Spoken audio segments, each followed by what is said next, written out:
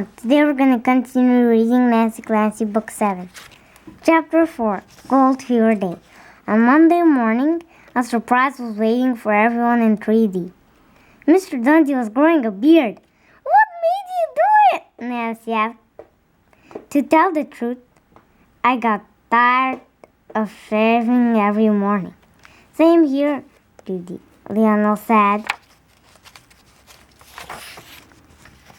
He had a beard too.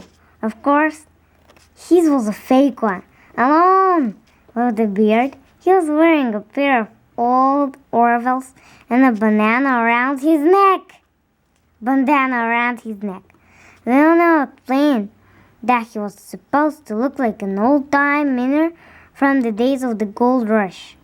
So, when class started, Mr. D called on Lionel first to tell everyone about his project. "This here rock is called pyrite," Lionel began, and held up a big chunk of something gold-colored and sparkling. He passed it around the class.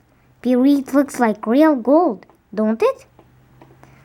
"Sure," had me fooled. "That's why they call it false gold. Miners like me would find a big piece and start shouting that we had stuck in it rich, but pyrite ain't worth nothing." Then Lionel whipped off his bandana and began sobbing into it. Grace went next. She showed the class a tiny coin inside a little plastic envelope. Her millionaire grandpa had given it to her. "That's the smallest coin I've ever seen," Robert said, squinting at it. "It makes a dime look big."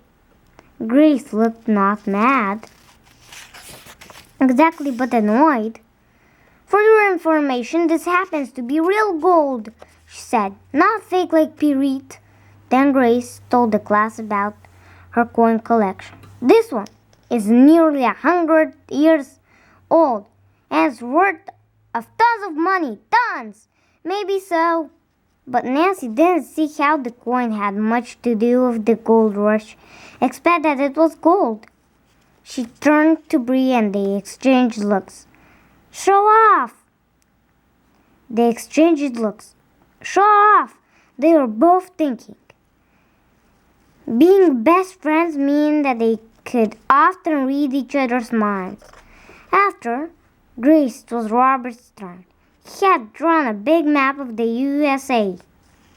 It showed how wagon trains made their way across the country to California. Bree went next.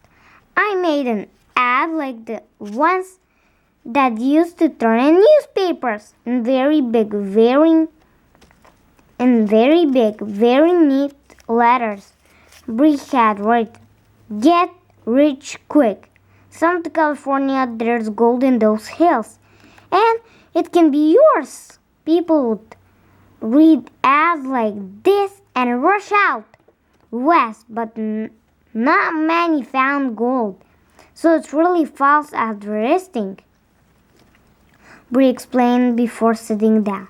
As Mr. Dundee looked around the room to choose who would go next, Nancy figured the mind might call on her sense.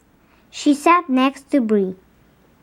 But instead, he said, "Clara, I'm really anxious to know that's what's under the napkin in her basket. Something sure smells good." It turned out to be biscuits. I took out a book from the library. Clara began in a soft voice, almost a whisper. Mr. Dundee asked her to start over. "Remember loud and proud, Clara." Clara cleared her throat. "Well, in my library book, it said that one time a miner in a camp saw a lady from another tent baking biscuits. He was so hungry. for something good to eat, that he paid her $10 for one biscuit. But you can tell I'll have one for free. It's my grandma Bree's recipe, and it's really good. That's absolutely superb information, Mr. Dundee told her.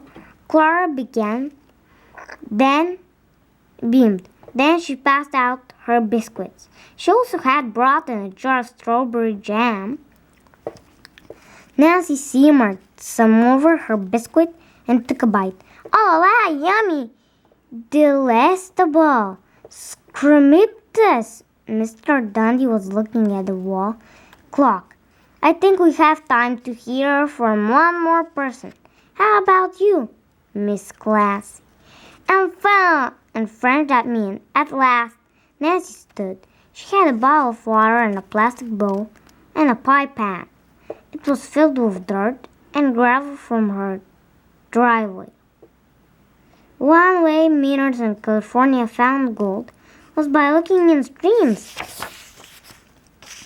she told the class. They called it panning because they used a pan. Sometimes it was the same pan they used for cooking. They'd scoop up some gravel and water. Nancy paused to pour water into the pie pan. Gold is heavier than water or dirt or gravel, so any gold sank to the bottom. Prospectors, that's another name for miners, would swirl their pans around until all water and other stuff ran out. And sometimes slowly Nancy drained all the water and gravel into the plastic bowl. Voila! There'd be gold. She tilted the pan so everyone could see the glittering bottom. Cool, said a few kids. But after Nancy handed Mr. D her paragraph and took her seat, she couldn't help feeling a little let down. She had worked pretty hard on her project, and it was good, but it wasn't super, not like biscuit.